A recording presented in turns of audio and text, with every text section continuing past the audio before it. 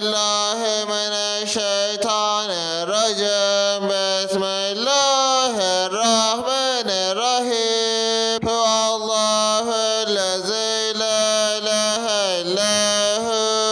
er-Rahman. Ya Allah ya Rahim ya Allah ya Melik ya Allah ya Kuddüs ya Allah ya Selam ya Allah ya Muheymin ya Allah ya Aziz ya Allah ya Cebbar ya Allah ya Mutekebbir ya Allah ya Halik ya Allah ya Bari ya Allah ya Musevver ya Allah ya Kahhar ya Allah ya Vehhab ya Allah ya Rezzak ya Allah ya Fettah ya Allah ya Alim ya Allah ya Kabid ya Allah ya Basit ya Allah ya Hafiz ya Allah ya Rafi ya Allah ya Muzil ya Allah ya Semi ya Allah ya Basir ya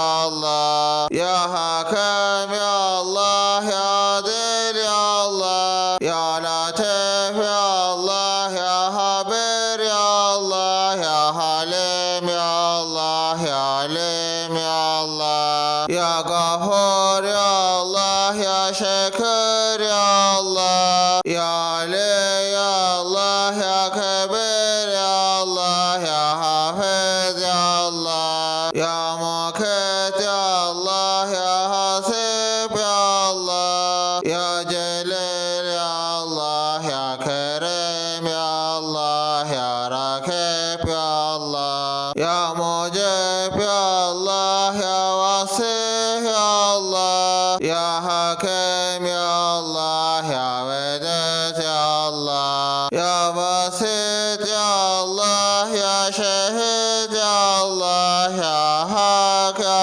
Allah ya Vekil ya Allah ya Kavi ya Allah ya Metin ya Allah ya Veli ya Allah ya Hamid ya Allah ya Musih ya Allah ya Musih ya Allah ya Mubdi ya Allah ya Mu'id ya Allah ya Muhi ya Allah ya Mumit ya Allah ya Hay ya Allah ya Kayyum ya Allah ya Vacid ya Allah ya Macid ya Allah ya Vahid ya Allah ya Ehad ya Allah ya Samet ya Allah ya Kadir ya Allah ya Muktadir ya Allah ya Mukaddim ya Allah ya Evvel ya Allah ya Ahir ya